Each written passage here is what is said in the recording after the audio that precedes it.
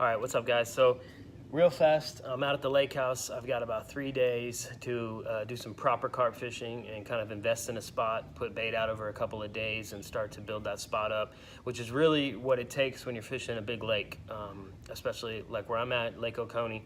Ton of carp, and it's a great carp lake, but you really want to draw them in, especially where I live. If you wanted to go find a good spot, that's fine, but I'm talking about going out and fishing exactly where I live, right off of my bank. So I want to invest in this spot. So the neighbors are not here, so their dock is empty. We have permission to fish it. So what I'm doing is, instead of fishing their dock, I'm using their dock as a structure point kind of in the cove we live in, because I think all those docks are kind of drawing that the carp are coming down that bank every morning and hopefully every night. So this morning was successful. We put about 6 fish on the bank, 7 fish. We caught 2 catfish, the rest were carp, all pretty good size.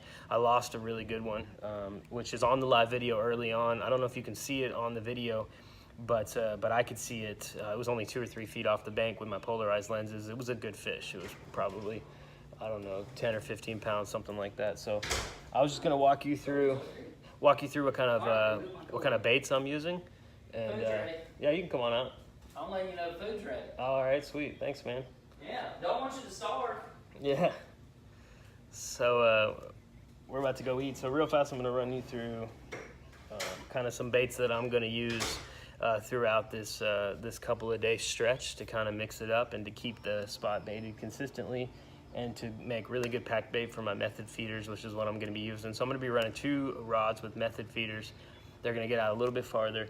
And then I'm running my own kind of rig where I tie a hair rig, and I pretty much it's pretty much a fly lined rig with just a swivel, and I put a hook bait on it, and then I pack a little lightly packed ball of bait around it and just lob it out. So same idea as a method feeder, without any extra stress on the fish, no extra weight. It kind of just falls there, falls open, and your hook bait's just fly lined right there. So I do that for my close setups. Anything I can under, just throw underhand like that.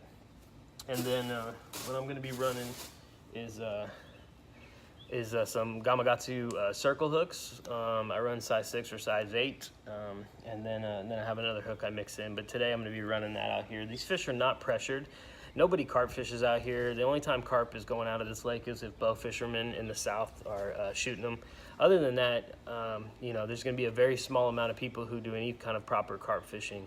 And I'm based in the U.S., so my fishing, my hook bait, my style of fishing is going to be totally different than some of those, the proper carp fishermen who are around the world, especially in the UK, who are doing work on lakes that see pressure all the time. And they're running really advanced boilie systems and baiting systems and really cool stuff like that. I love that. So I'm into that as well. But this was a family vacation. It was super last minute. I'm running 3 rods on some, kind of rigged pole holders, no buzzer systems. I'm running some, some bells. And this is my bait. So I'll give you a quick little breakdown. First of all, I just grab any kind of bucket. This is my daughter's Halloween bucket. It was here at the thing. So the first bait that I have is one of my favorites. All I use is quick oats. Pop the top on this bad boy. See if I can actually get it open. And so we'll start with about, we'll put in a good session today, but we're gonna use a couple different baits. So a little less than half, right? Just quick oats. And then I like to do this in most of my baits, but this is just dark corn syrup, Caro syrup. I just put a little bit because you don't want a lot of liquid, but this thicker liquid just soaks in. But in this pack bait, I like to keep the liquid to a minimum, especially it's been kind of misting out and a little bit of rain. So if my bait catches any kind of moisture, that's the problem with this oatmeal pack bait, is if you get too much water or too much moisture, which pretty much the corn puts enough, it sticks onto the method feeder and it doesn't break out. It ends up just staying together as a clump, and you don't want that. When you hit the water, you want it to open up as a nice ball of bait. So you want it to kind of be a pretty dry pack. So I work the Caro syrup in, and it pretty much soaks in automatically. So it's not any kind of sticky residue. It just gives a little flavor to the oatmeal. And then I'll grab just a can of corn, right? This is no salt added kernel corn. Doesn't really matter. Just buy whatever's cheap. I drain it out. A lot of times I'll drain that liquid around the fishing spot if I can get to it, just because it's great to get out as an attractant early on. And we're kind of talking about feeding over a lot of days. The problem with corn is they can fill up on it really fast, but it's insane in terms of drawing carp in. So I like to use it in my pack bait, but not by itself most of the time. A lot of times it's a hook bait, or I'll run like an artificial. I'll run an artificial rubber hook bait, a rubber corn. If you're from the States and you're not super familiar on that, you can just go on Amazon, or Big Carp Tackle is where I try and buy everything. If you're gonna buy carp specific stuff, but you can find artificial corn all over the place. So we'll probably do the better part of a can.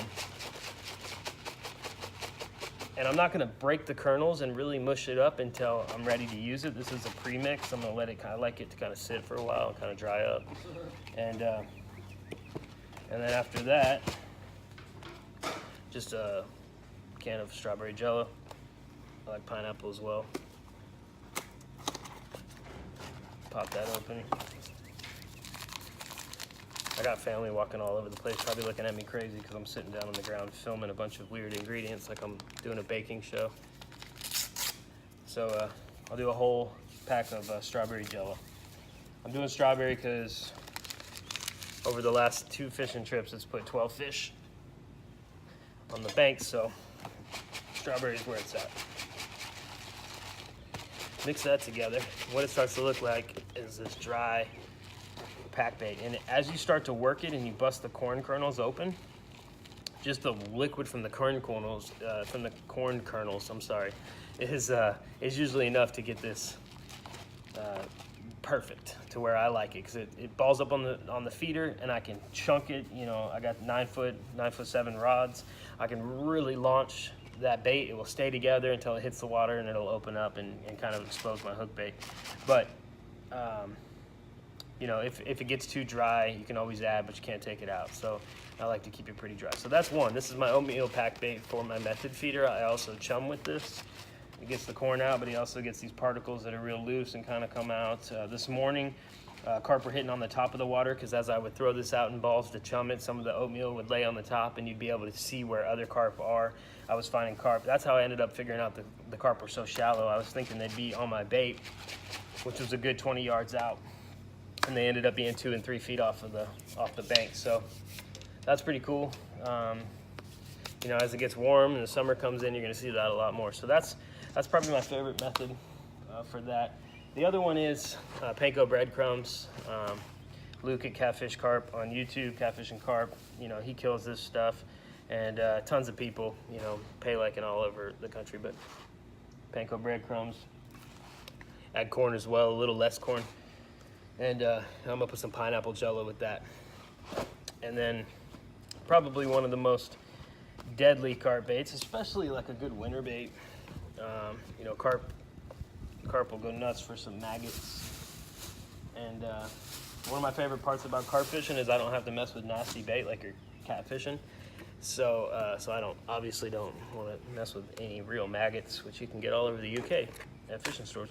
So what I do, take instant rice, about a half bottle of ketchup, and about a quarter bottle of Caro syrup, and a good chunk of salt, and I'll just let that sit right here with a bag over the top of it so it doesn't get too dried out, and I'll let this sit overnight. And this is going to be tomorrow morning's bait, and we'll pack that on the method feeder. So a lot of different options. It mixes it up.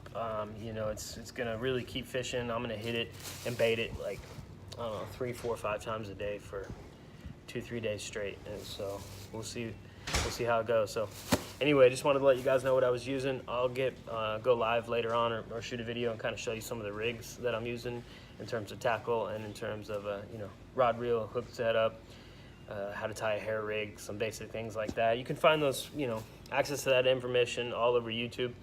But I have people message me all the time who are asking me, what I'm using for bait, how I'm catching them, and so we'll get into all that. So